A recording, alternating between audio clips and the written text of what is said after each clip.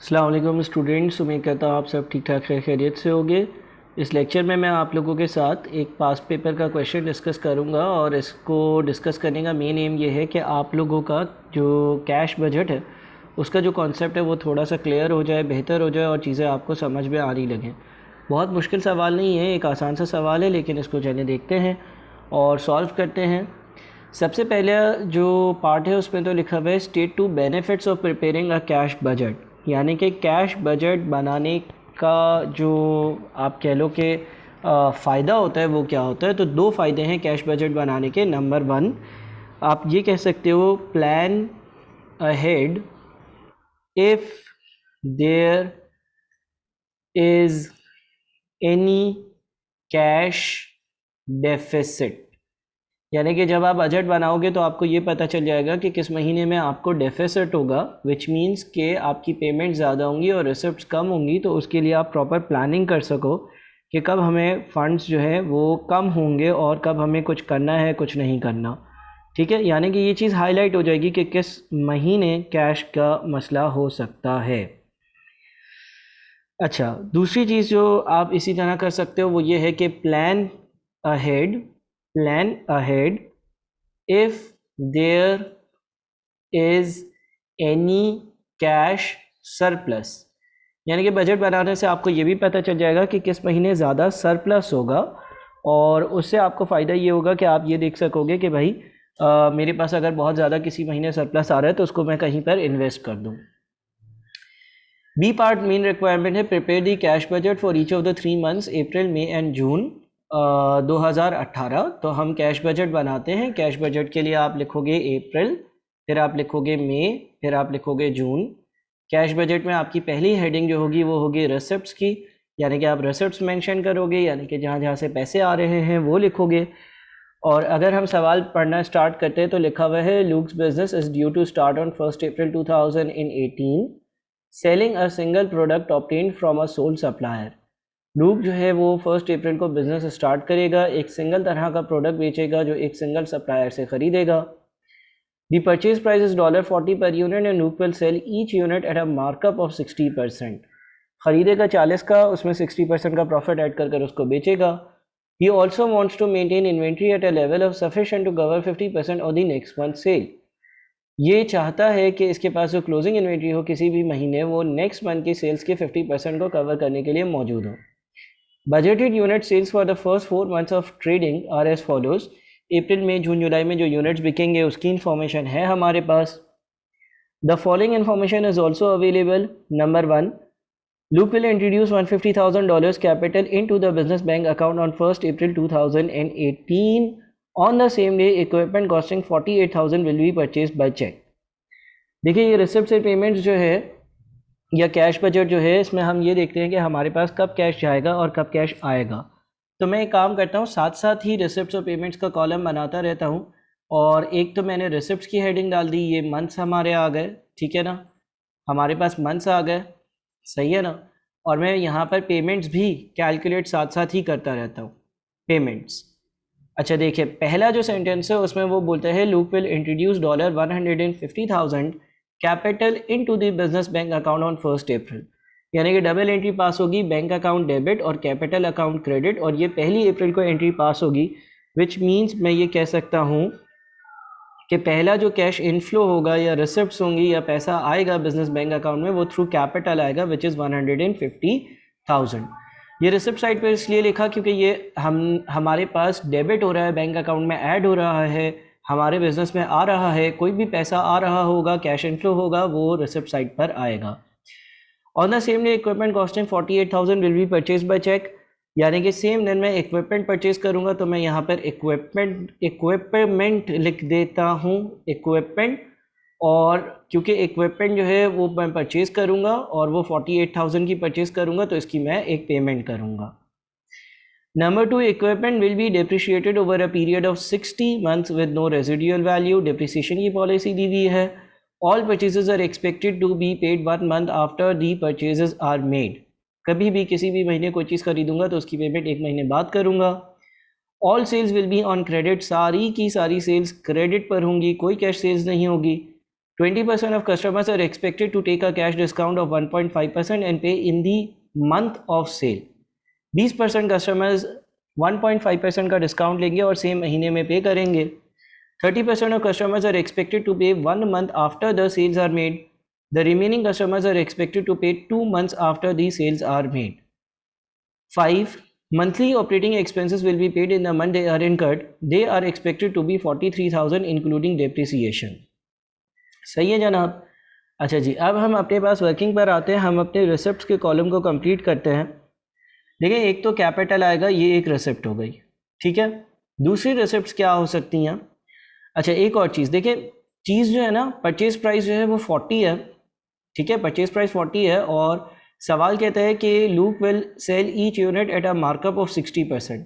इसका मतलब कि मैं यहाँ पर परचेज कॉस्ट लिखता हूँ. परचेज कॉस्ट इज़ 40, ठीक है, या cost price is 40, but selling price कितनी होगी? आप 40 में 40 का ही 60% ऐड कर दो. 40 में 40 का ही 60% ऐड कर दो, विच इज़ 64 में आप बेचोगे. या आप ऐसा भी कर सकते थे कि 40 को 1.6 से मल्टीप्लाई कर दो, बिकॉज 60% मार्कअप है. मार्कअप का मतलब ये है कि कॉस्ट जो है ना, जितने का मैं ख़रीद रहा हूँ उसमें उसी का 60% ऐड कर और फिर बेचूंगा. तो इसका मतलब ये हो गया कि मैं 64 की सेलिंग प्राइस में कोई भी चीज़ बेचूंगा. अच्छा देखिए, एक सेल्स की मैं वर्किंग यहाँ पर करता हूँ. यहाँ पर मैं सेल्स की वर्किंग करता हूँ. देखिए, अप्रैल में कितने यूनिट्स बिकेंगे? 5000. अप्रैल में 5000 यूनिट्स बिकेंगे. हर यूनिट कितने का बिकेगा? 64 का, ठीक है ना.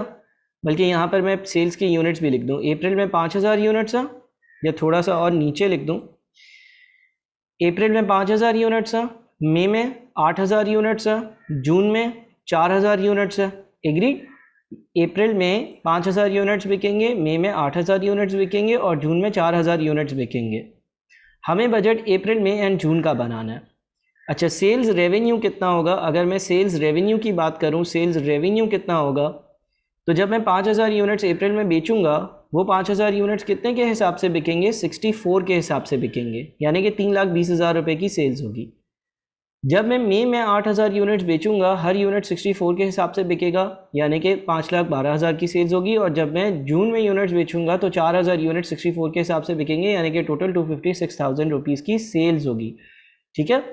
जब सेल्स होती है तो हम डबल एंट्री पास करते हैं, dated debit sales credit, dated debit sales credit, dated debit sales credit. लेकिन यहाँ पर मुझे सेल्स रिकॉर्ड नहीं करनी है. यहाँ पर मुझे ये बात रिकॉर्ड करनी है कि कस्टमर कब पैसा देगा.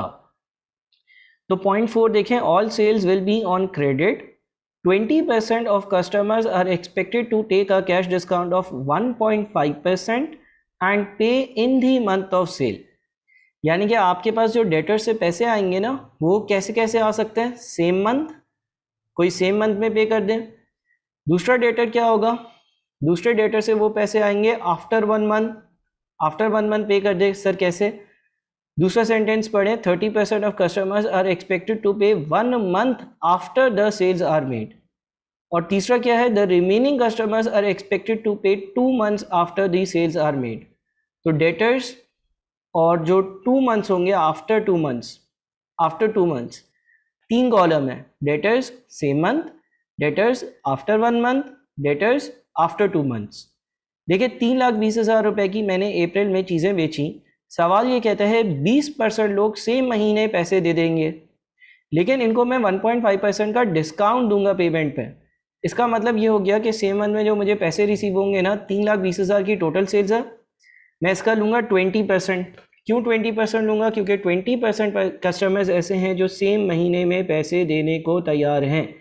20% कस्टमर्स ऐसे हैं जो सेम महीने में पैसे देंगे. तो 3,20,000 का, यानी कि सेल्स रेवेन्यू का 20% लिया, और फिर उस 20% का जो ये अमाउंट बना, ये भी पूरा रिसीव नहीं होगा. मैं इनको 1.5% जो है वो डिस्काउंट दूंगा, यानी कि 98.5% पैसा रिसीव होगा. 1.5% डिस्काउंट मिलेगा, यानी कि 3,20,000 का 20% जितना भी बनता है वो पूरा नहीं मिलेगा, बल्कि उसमें से 1.5% कम मिलेगा, क्योंकि 1.5% का मैं डिस्काउंट दे रहा हूँ, जिसकी एंट्री पास होगी डिस्काउंट अलाउड डेबिट और डेटर क्रेडिट. लेकिन bank debit debtor credit, bank debit debtor credit की एंट्री 60040 से पास होगी. टोटल सेल्स का 20% और उस सेल्स का 98.5%। इसी तरह से मई में क्या होगा, मई की टोटल सेल्स है 5,12,000। 5,12,000 रुपये में से 20% लोग उसी महीने यानी कि मई के ही महीने में पैसे देंगे।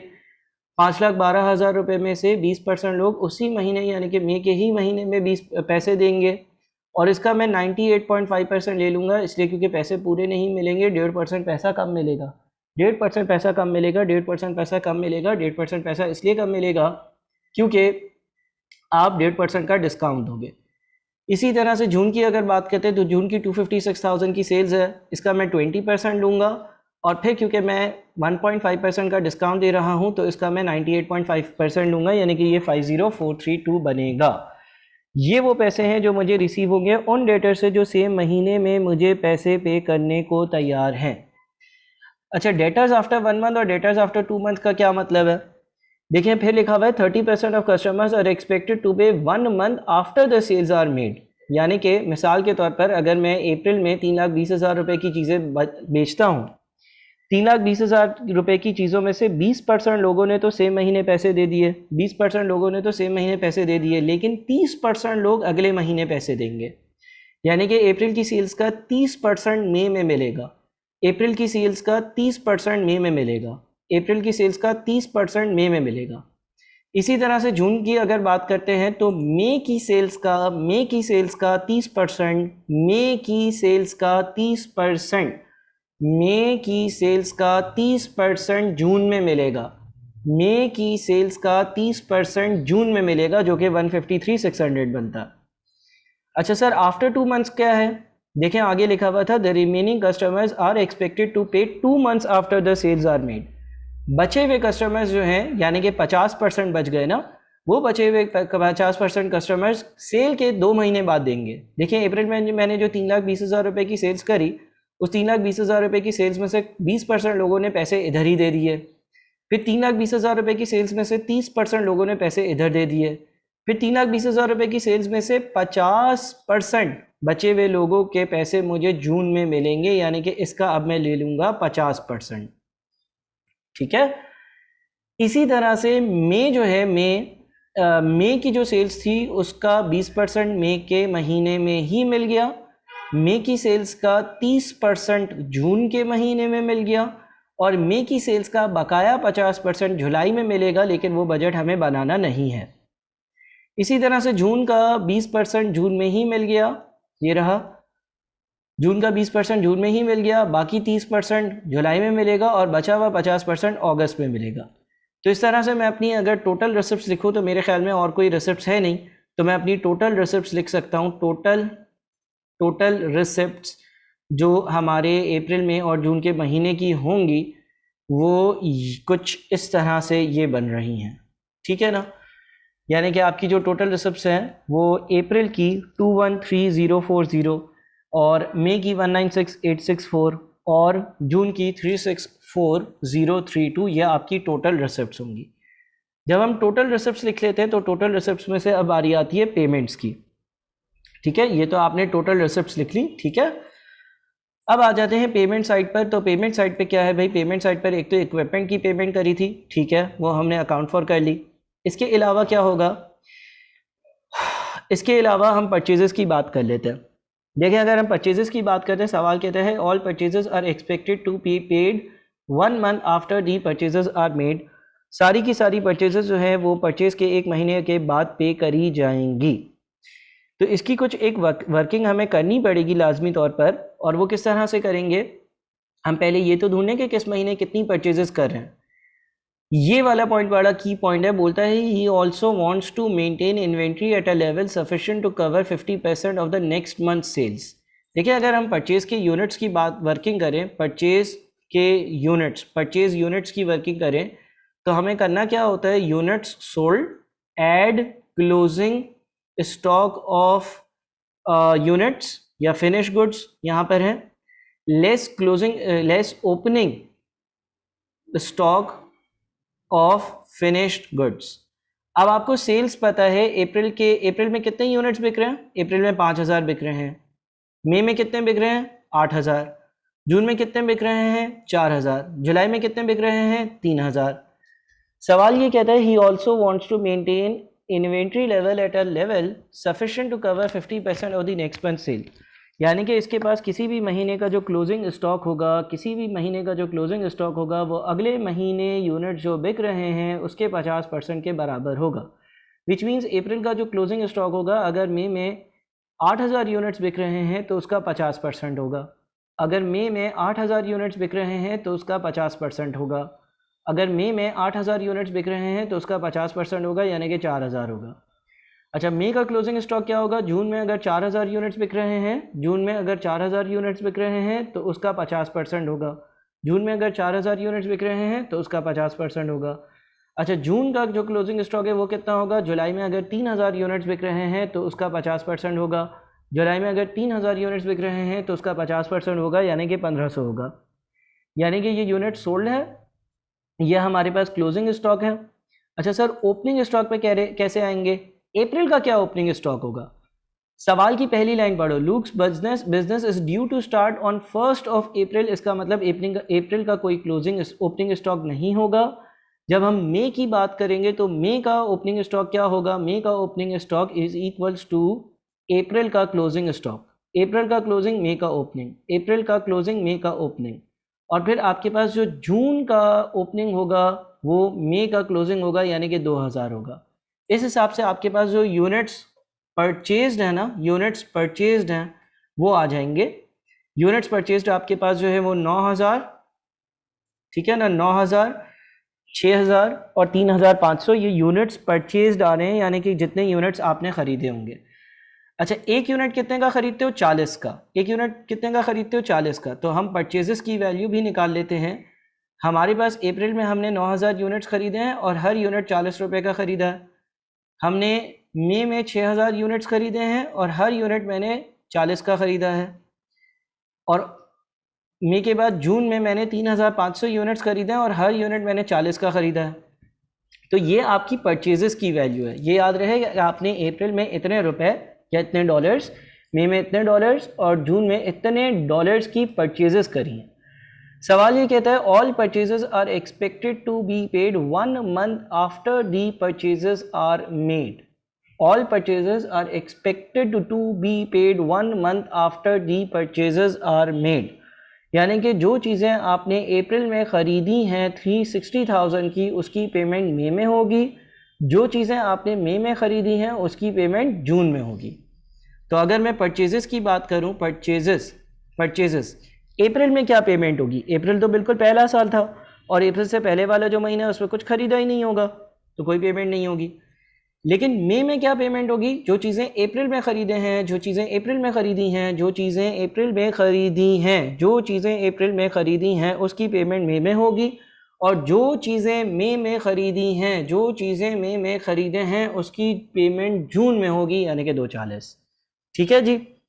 अब ये परचेजेस की पेमेंट हो गई। इसके अलावा और क्या आएगा सर? देखिए और क्या आएगा, यहाँ पर 5 में लिखा हुआ है monthly operating expenses. Operating expenses क्या होते हैं? किसी बिजनेस को चलाने के एक्सपेंसेस होते हैं। सवाल कहता है कि monthly operating expenses will be paid in the month they are incurred. जिस महीने कोई ऑपरेटिंग एक्सपेंस इनकर होगा उसी महीने वो ऑपरेटिंग एक्सपेंस पे हो जाएगा। I repeat, monthly operating expenses will be paid in the month they are incurred. जिस महीने कोई ऑपरेटिंग एक्सपेंस इनकर होगा उसी महीने पे हो जाएगा। They are expected to be $43,000 including depreciation. They are expected to be $43,000 including depreciation. यानी कि मंथली ऑपरेटिंग एक्सपेंसेस 43,000 होंगे जिसमें डेप्रीसिएशन शामिल है। Depreciation is a non cash expense. Depreciation की कभी भी पेमेंट नहीं होती। तो पहले तो हम देख लेते हैं कि डेप्रीसिएशन होगी कितनी। देखिए आपने कोई इक्विपमेंट या मशीन खरीदा है, बिल्कुल 48,000 का खरीदा है और उसकी जो यूज़फुल लाइफ है वो कितनी है? 60 ईयर्स है। ठीक है ना, 48,000 का आपने इक्विपमेंट खरीदा है और उसकी यूज़फुल लाइफ 60 मंथ्स है। तो इसका मतलब ये हो गया कि मैं अगर डेप्रीसिएशन देखूँ ना, डेप्रीसिएशन कैसे आएगी? डेप्रीसिएशन 48,000 की आपने चीज़ खरीदी है और उसकी ज़िंदगी 60 मंथ्स है, तो इसका मतलब मंथली डेप्रीसिएशन 800। इसका मतलब ये हो गया कि जब मैं यहाँ पर ऑपरेटिंग एक्सपेंसेस जो मैं पे कर रहा हूँ वो लिखूँगा तो वो ऑपरेटिंग एक्सपेंसेस पे कितने हो रहे होंगे, 43,000 टोटल है, उसमें से डेप्रिसिएशन के 800 हटा दो क्योंकि depreciation is a non cash expense. I repeat, 43,000 total है, उसमें से डेप्रिसिएशन के 800 हटा दो because depreciation is a non cash expense. I repeat, 43,000 आपके टोटल एक्सपेंस है, उसमें से डेप्रिसिएशन हटा दो क्योंकि डेप्रिसिएशन की पेमेंट नहीं होती है, depreciation is a non cash expense, तो 42,200 की पेमेंट हो रही है। अब मैं क्या कर सकता हूँ, अब मैं अपने पेमेंट्स का टोटल ले सकता हूँ, मेरे ख्याल में और कोई पेमेंट किसी किस्म की है नहीं, तो ये पहला टोटल। इसी तरह से आप जो है वो मैन्युअली टोटल लेंगे, ये जो आपकी पेमेंट्स थी मैंने इन पेमेंट्स का टोटल ले लिया, ठीक है जी। 90,200, 40 to 200 और 28 to 200। अब आप लिखोगे net receipts slash payments, net receipts slash payments. इसका मतलब ये हो गया कि भाई अप्रैल में ये रिसीविंग हुई, इसमें से ये पे हो गया और 122,840 बच गया, ठीक है। अच्छा, ओपनिंग बैलेंस और क्लोजिंग बैलेंस भी लिख लेते हैं। देखिए ओपनिंग बैलेंस तो अप्रैल का नील होगा, बिजनेस स्टार्ट हुआ था। क्लोजिंग बैलेंस कितना होगा, क्लोजिंग बैलेंस कैसे आएगा, जितना रिसीव किया अप्रैल में प्लस ओपनिंग बैलेंस जो कि नील है, तो 122,840 ही आपका क्लोजिंग बैलेंस होगा। जो अप्रैल का क्लोजिंग बैलेंस होगा, जितने पैसे अप्रैल के आखिर में पड़े होंगे उतने ही पैसे मई के शुरू में पड़े हुए होंगे, यानी कि ये भी 122,840 हो जाएगा। अच्छा, मई के महीने में आपने 196,864 रिसीव किए हैं और 40 to 200 पे किए हैं, यानी कि नेगेटिव 205,336 आ रहा है। तो आपका जो बैलेंस हो जाएगा बैंक अकाउंट का वो भी एक नेगेटिव बैलेंस, यानी कि ओवरड्राफ्ट हो जाएगा 82,496 का नेगेटिव। जो मई का क्लोजिंग है वही आपके जून का ओपनिंग होगा, यानी कि 82,496, और जून में आपने 364,032 रिसीव किए हैं, 282,200 पे किए हैं, तो रिसीविंग्स में से पेमेंट्स को माइनस किया और इन दोनों को ऐड किया तो आपका 664 का क्लोजिंग बैलेंस आ रहा है at the end of June. ये आपका कैश बजट तैयार हुआ। आराम से इस वीडियो को अगर आप देखेंगे तो आपको चीज़ें बेहतर तौर पर समझ में आ जाएंगी। बड़ा आसान सवाल है। अच्छा, आगे अगर बढ़ते हैं तो बोलता है comment on looks working capital management, यानी कि इसकी जो वर्किंग कैपिटल मैनेजमेंट है वो सही भी है या नहीं, इस चीज़ को डिस्कस करना, ठीक है ना। देखिए अगर हम कैश फ्लोज को देखते हैं तो आपके पास जो कैश फ्लो की पोजीशन आ रही है वो पहले महीने पॉजिटिव थी, फिर नेगेटिव थी और फिर पॉजिटिव थी। तो इसको थोड़ा सा आप डिस्कस कर सकते हैं in your own words. For example आप ये कह सकते हैं कि भाई मई और जून में कैश डेफिसिट नज़र आता है, तो हमें इसकी प्रॉपर प्लानिंग करनी चाहिए कि मई और जून में जब नेगेटिव बैलेंस होगा तो उसका क्या करेंगे। फॉर एग्जांपल दूसरी चीज़ें आप डिस्कस कर सकते हैं वो ये है कि सेल्स जो है ना वो इवनली डिस्ट्रीब्यूटेड नहीं है, कोई सीजनल प्रोडक्ट है। देखें आपके पास मई में एकदम से 8,000 चीज़ें बिक रही थी, अप्रैल में भी ज़्यादा थी, जून में कम हुई, फिर अप्रैल में कम हुई। हो सकता है अगले साल के अप्रैल में जून में दोबारा से ज़्यादा हो रही हो, अप्रैल में ज़्यादा हो, फिर मई में बहुत ज़्यादा हो और फिर जून में और कम हो। तो कंपनी सीजनल बिजनेस करती है और उसकी वजह से कैश इनफ्लो जो है वो इरेगुलर रहते हैं, लाजमी तौर पर रहते हैं, क्योंकि एक महीने पैसा बहुत ज़्यादा आ रहा होता है और जा भी रहा होता है और दूसरे महीने जो है वो कम होता है और इस तरह की सारी चीज़ें, ठीक है ना। तो थ्योरी पर मेरा मेन फोकस नहीं है, लेकिन इस तरह की कुछ डिस्कशंस आप कर सकते हो कि भाई कंपनी को ये ख्याल रखना चाहिए ये 2 महीने जो है इनमें नेगेटिव बैलेंस है, ठीक है। अच्छा जी, फिर एक और चीज़ जो चले कर लेते हैं डिस्कस, आप लिख सकते हो वो ये है कि अभी हम करेंटली जो है अपने डेटर्स को 2 महीने का टाइम देते हैं। 50% डेटर्स मुझे 2 महीने बाद पैसे देते हैं, तो मैं उनको बोल सकता हूँ कि भाई आप लोग जल्दी पेमेंट दो, ऑल्दो उनको थोड़ा सा डिस्काउंट देना पड़ेगा तो हम दे देंगे। इसी तरह से फिर आप लेट से परचेजेस की बात कर सकते हो। परचेजेस के लिए आप अगले ही महीने परचेजेस की पेमेंट कर सकते हो। आप अपने क्रेडिटर्स को बोलो कि भाई हम परचेस करेंगे, उसके 2-3 महीने बाद आपको पेमेंट देंगे। तो ऐसा करने से आपकी वर्किंग कैपिटल की मैनेजमेंट मजीद इंप्रूव होगी, बिकॉज आप अभी नेगेटिव बैलेंसेस में हो। आखिरी बार था, prepare a budgeted income statement for the 3 months period ending 30 June 2018। Income statement बनाना है इन 3 महीनों का। इनकम स्टेटमेंट जो है उसका फॉर्मेट आप लोगों को आता है। बजटेड इनकम स्टेटमेंट का मतलब ये है कि as per budget income statement कैसा नज़र आएगा। तो देखिए इनकम स्टेटमेंट का सेम फॉर्मेट होगा। सेल्स रेवेन्यू एज़ पर अब बजट, मेरे इन 3 महीनों का सेल्स रेवेन्यू क्या होगा। अप्रैल में 320 की चीज़ें बिकेंगी, मई में 512 की चीज़ें बिकेंगी और जून में 256,000 रुपीज़ की चीज़ें बिकेंगी। ये सेल्स रेवेन्यू होगा। सेल्स रेवेन्यू में से हम क्या लिखते हैं, लेस कॉस्ट ऑफ सेल्स, इसमें से हम कॉस्ट ऑफ सेल्स को माइनस करते हैं। कॉस्ट ऑफ सेल्स में क्या आता है, ओपनिंग स्टॉक आता है। ओपनिंग स्टॉक ऐड क्या करते हैं इसमें, परचेजेस, लेस क्या करते हैं इसमें, क्लोजिंग स्टॉक। ठीक है ना। ओपनिंग स्टॉक तो जीरो होगा क्योंकि बिजनेस अभी स्टार्ट हुआ है। परचेजेस कैसे आएंगी, परचेजेस का आप टोटल कर लो, 360,000 प्लस 240,000 प्लस 140,000, 7,40,000 रुपये की आपने चीज़ें खरीदी हैं। अच्छा, क्लोजिंग स्टॉक की वैल्यू कैसे आएगी, क्लोजिंग स्टॉक की वैल्यू कैसे आएगी, देखिए हमें जो हम पीएनएल जो बना रहे हैं वो अप्रैल मई जून का बना रहे हैं। तो जून के आखिरी दिन जो मेरा क्लोजिंग स्टॉक था वो 1500 यूनिट्स का था और हर यूनिट में 40 का ख़रीदता हूँ, तो क्लोजिंग स्टॉक की वैल्यू 60,000 हुई। इस हिसाब से मैं अपना कॉस्ट ऑफ गुड्स सोल्ड निकाल लूँगा, opening stock plus purchases minus closing stock, तो ये मेरा कॉस्ट ऑफ गुड्स सोल्ड आ जाएगा और कॉस्ट ऑफ गुड्स सोल्ड 680,000 आ रहा है। तो फिर मैं अपना ग्रॉस प्रॉफिट लिख सकता हूँ। ग्रॉस प्रॉफिट कैसे आएगा, 1,08,800 माइनस 680,000 यानी कि 4,08,000। 4,08,000 के बाद यहाँ पर मेरे ऑपरेटिंग एक्सपेंसेस आ जाएंगे। ऑपरेटिंग एक्सपेंस एक महीने का कितना है, एक महीने का 43,000 है। यहाँ पर डिप्रिसिएशन को भी शामिल करेंगे क्योंकि total operating expenses profit and loss account में आते हैं, हम पेमेंट की बात नहीं कर रहे होते। टोटल ऑपरेटिंग एक्सपेंसेस जो है वो 129,000 के। सर और कुछ आएगा, यस, डिस्काउंट अलाउड। आप कुछ कस्टमर्स को अर्ली पेमेंट पे डिस्काउंट ऑफर कर रहे हो ना, वो भी यहाँ पर आएगा। अब वो डिस्काउंट कैसे और कहाँ से आएगा, आपने जितना भी डिस्काउंट अप्रैल मई में और जून में दिया होगा, अप्रैल और मई और जून तीनों का डिस्काउंट आएगा। देखिए अप्रैल में क्या हो रहा था, मैं यहाँ पर वर्किंग करता हूँ डिस्काउंट की। डिस्काउंट इस तरह से आ सकता है कि अप्रैल में आपने जब 3,20,000 रुपये की चीज़ें बेची तो इसमें से 20% कस्टमर्स ने उसी वक्त पैसा देने का सोचा या बोला या दिया, और उसमें से हर किसी ने 98.5% पैसा दिया, 1.5% का डिस्काउंट मांगा। तो डिस्काउंट की एंट्री होती है discount allowed debit debtor credit.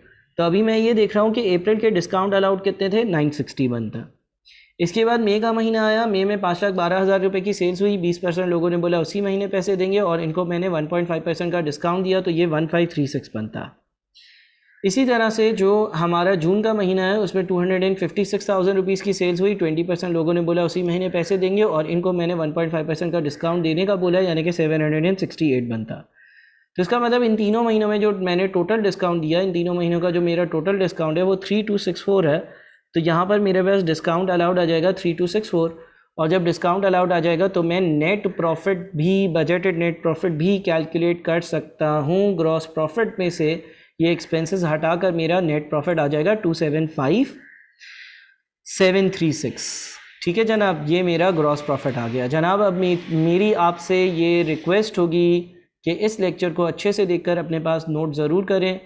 आप लोगों को एक सिंपल सा कैश बजट का अच्छा सवाल मिला है जिससे आपकी अंडरस्टैंडिंग और नॉलेज डेवलप हो रही है।